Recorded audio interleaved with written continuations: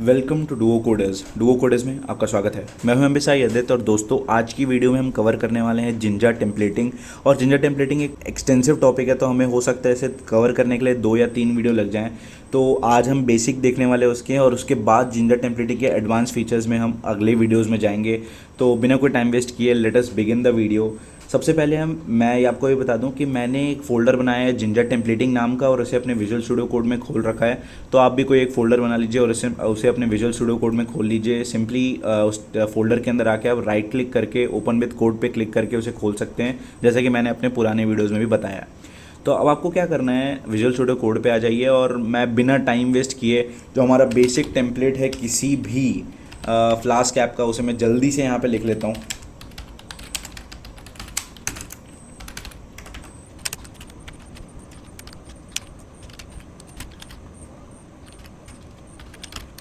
हाँ तो दोस्तों मैंने एक बेसिक टेम्पलेट यहाँ पे ऑलरेडी लिख दिया है।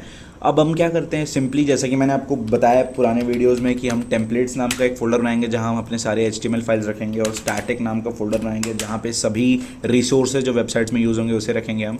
तो टेम्पलेट्स में जैसा कि मैंने यहाँ पे ऑलरेडी लिख रखा है कि मैं इंडेक्स नाम का टेम्पलेट रेंडर करने वाला हूँ /route पे।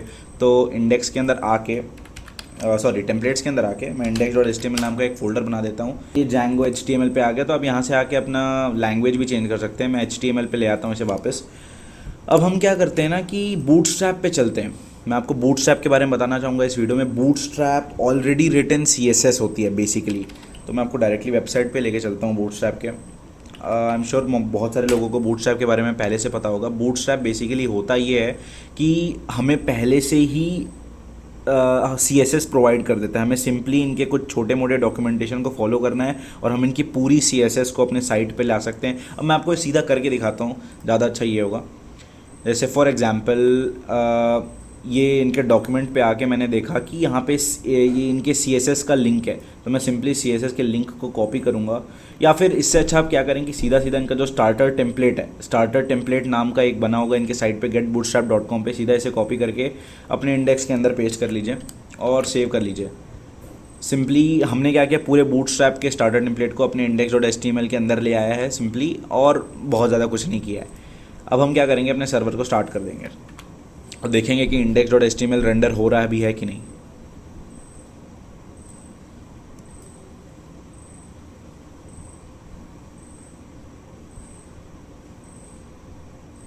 तो ये दोस्तों हमें लोकल होस्ट मिल गया है। मैं सिंपली इसे क्लिक करके खोल लेता हूँ, Ctrl+ क्लिक करके,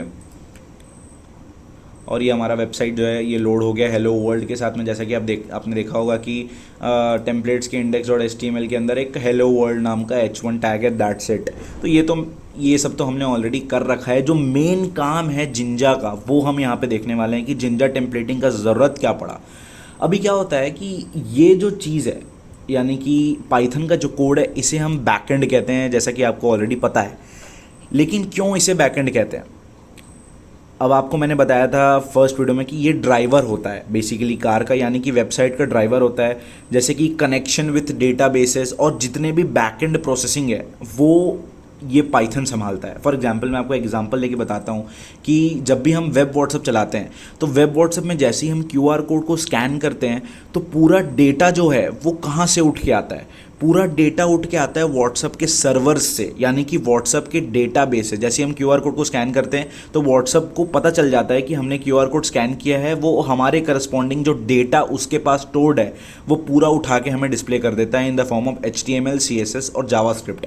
अब क्या होगा कि फ्यूचर में हम भी एक डेटाबेस से कनेक्ट करेंगे और यहाँ पे हम डेटाबेस का कनेक्शंस बनाएंगे और डेटाबेस से डेटा फेच करके हम भी यूज़र को दिखाएंगे in the form of HTML, CSS और जावास्क्रिप्ट। लेकिन अभी के लिए हम क्या करते हैं, हम अपने खुद के डेटा बनाते हैं। खुद के डेटा इन द सेंस, एक काम करता हूँ मैं यहाँ पे एक लिस्ट क्रिएट कर लेता हूँ। पाइथन, आई एम श्योर आपको पाइथन लिस्ट के बारे में पता होगा। मैं एक काम करता हूँ var1 नाम से एक यहाँ पे लिस्ट क्रिएट कर लेता हूँ। लिस्ट के अंदर मैं कुछ एलिमेंट्स डालना चाहूँगा यहाँ पे।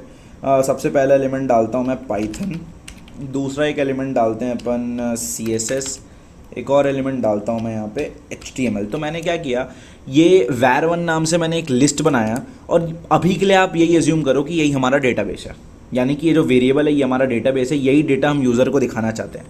तो अभी एक काम करता हूँ मैं app.run के अंदर debug = true कर देता हूँ ताकि हम बार बार रीलोड ना करना पड़े।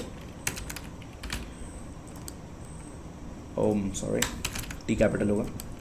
तो मैंने डिबग इक्वल टू ट्रू कर दिया, मैं सीधा सीधा सर्वर को रन कर देता हूँ यहाँ पे। तो अभी कुछ नहीं होगा क्योंकि हमने केवल एक वेरिएबल डिक्लेयर किया है। तो सिंपली ओके SQL एल्केमी, ये गलती से ये इंपोर्ट हो गया स्टेटमेंट, मैं इसे हटा देता हूँ, फिर से रन कर देता हूँ सर्वर को।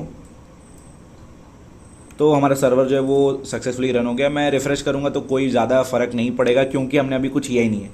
अब हम क्या करेंगे ना, ये जो डेटा है, जो डेटाबेस का डेटा है, अभी आप ये ज़ूम करेंगे ये डेटाबेस है, तो ये हम यूज़र को कैसे दिखाएंगे, यानी कि हम पाइथन का वेरिएबल HTML में कैसे भेजेंगे, ये सॉल्व करने के लिए हम जिंजा टेम्पलेटिंग का यूज़ करते हैं। अब क्या होता है यार, HTML अलग चीज़ है और पाइथन अलग चीज़ है। अब क्या होता है, पाइथन का वेरिएबल जो है वो HTML डायरेक्टली नहीं समझ सकता, ऑब्वियस सी बात है, दोनों अलग अलग लैंग्वेजेस हैं, कैसे समझेंगे एक दूसरे के वेरिएबल्स को।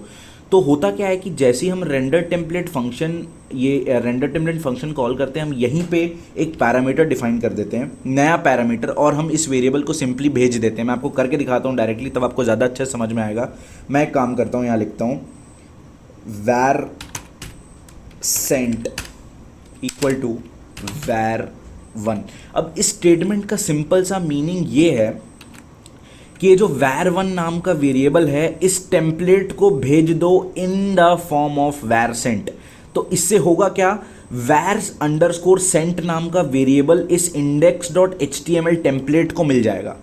इसका मीनिंग क्या है, मैं आपको सिंपली दिखाता हूँ। यहाँ पे index.html जो साइट है, index.html का जो कोड है, उस पर मैं सिंपली क्या करता हूँ ना, यहाँ पे हेलो वर्ल्ड नाम का H1 टैग एक नया बनाता हूँ, और इस H1 टैग के अंदर आपको करना ये है कि करली ब्रेसेस 2 बार डालने हैं और सिंपली इसे क्लोज करना है, और इसके अंदर लिखना है var अंडरस्कोर सेंट, और सिंपली इसे सेव कर लेना है। सेव करते ही अब जैसे ही यहाँ पे रीलोड करेंगे तो आप देख रहे हैं कि जो पाइथन के जो वेरिएबल्स थे वो हम HTML में देख रहे हैं। पाइथन CSS और HTML, ये जो हमने वेरिएबल्स बनाए थे, ये हम पाइथन के अंदर, पाइथन से हम HTML में भेज दिया अपन ने। और जब भी हम पाइथन से HTML किसी वेरिएबल को भेजते हैं तो वो वेरिएबल हम डायरेक्टली var अंडरस्कोर, जैसे var अंडरस्कोर सेंट नाम का वेरिएबल मैंने पाइथन से HTML भेजा, तो मैं डायरेक्टली इसे लिख दूंगा, तो क्या होगा, यही यहाँ पे डायरेक्टली रेंडर हो जाएगा। ये हम थोड़ी चाहते थे, ये var underscore cent automatically detect नहीं होगा कि वेरिएबल है। इसे बताने के लिए, HTML को बताने के लिए कि भाई ये जो var अंडरस्कोर सेंट है ये पाइथन ने भेजा है हमें, तो इसको वहाँ से उठाओ डेटा, ये बताने के लिए हम ये करली ब्रेसेस लगाते हैं, डबल करली ब्रेसेस, और इन्हीं डबल करली ब्रेसेस को बोलते हैं जिंजा टेम्पलेटिंग। तो जिंजा टेम्पलेटिंग का सबसे मेन काम यही है, सबसे बहुत ज़्यादा इंपॉर्टेंट काम ये है कि जो main.py का डेटा है, यानी कि जो बैकएंड का डेटा है, यानी कि जो डेटा बेसिस का डेटा है, उसको यहाँ पे कैसे डिस्प्ले करें, उसको HTML टेम्पलेट्स के अंदर कैसे भेजें, और यहाँ पे कैसे रेंडर किया जाए, ये था मेन काम जहाँ से जिंजा टेम्पलेटिंग का डेवलपमेंट हुआ। तो जैसे ही मैं अब रिफ्रेश करूँगा तो हमें जो जो पाइथन के अंदर का डेटा है वो यहाँ पे देखने को मिल रहा है। तो आई होप कि आपको ये चीज़ समझ में आ गया होगा।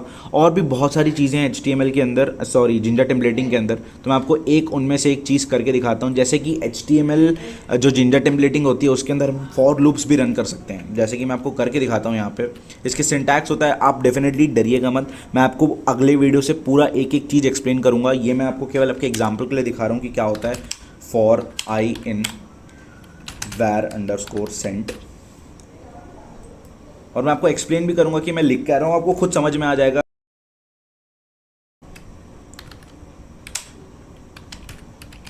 तो मैंने क्या किया, एक फॉर लूप यहाँ पे इनिशियलाइज किया, और अब बिल्कुल भी ये मत सोचिएगा कि मैं कुछ भी लिख दिया हूँ डायरेक्टली। अगले वीडियोस में फॉर लूप को भी डिटेल में जाके एक्सप्लेन करूंगा, ये केवल एक एग्जांपल के रूप में लिया है मैंने ये। तो for I in var sent, यानी var sent नाम का जो वेरिएबल है उसको मैं आइटरेट करने की कोशिश कर रहा हूँ यूजिंग अ फॉर लूप। और जिंजा टेम्पलेटिंग का ये सिंटैक्स होता है, ये भी मैं आपको बताऊंगा अगले वीडियोस में कि जब भी हम फॉर लूप को इनिशियलाइज करते हैं हमें उसे क्लोज भी करना पड़ता है। और मैं क्या कर रहा हूँ, फॉर लूप रन कर रहा हूँ और एक H1 टैग जो है वो प्रिंट कर रहा हूँ बार बार, जिसके अंदर मैं जो आइटरेटिव वैल्यू है उसे प्रिंट कर रहा हूँ। मैं इसको सेव करूंगा और सिंपली आपको यहाँ पे रिफ्रेश करके दिखाता हूँ। तो ये पाइथन CSS और HTML जो पहले लिस्ट के फॉर्म में आ रहा था, अब वो सब ही इंडिविजुअल H1 टैग्स बन गए हैं।